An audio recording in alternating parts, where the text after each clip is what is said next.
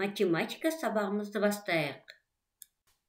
Бүгінгі сабағымыздың тақырыбы тура және тура емес теңдіктер.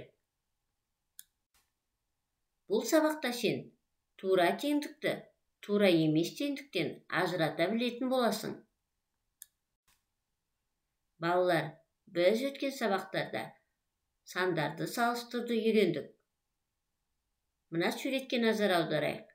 5 артық 3-тен. Бұл теңсіздік. 3 кем 5-тен. Бұл да теңсіздік. 3 тең 3-ке. Бұл теңдік деп аталатынын білдік. Біз өткен сабақтарда санды өрнектің не екенін білгенбіз. 4 пен 1-дің қосындысы санды өрнек.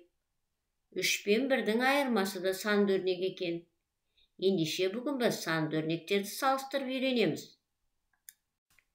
Мына суретке қарайық. 1 тауық пен 3 балапан бар екен. Ал мына жақта 3 балапан мен 1 тауық бар екен.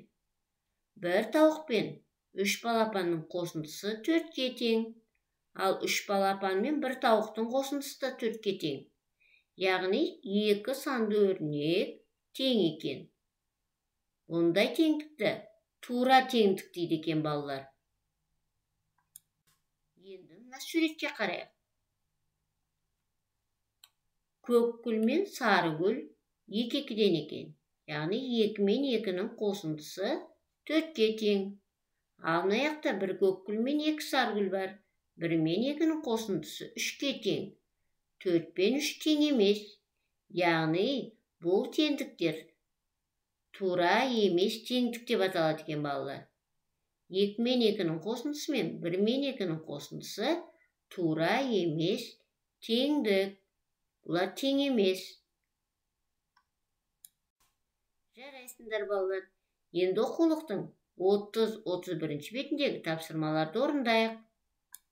Ал жұмыс дәптеріміздің 27-28 бетіндегі тапсырмаларды өз бетіңше орында. Іске сәт балалар. Бүгінгі кері байланысты аяқталмаған сөйлем әдісі арқылы білдірейік.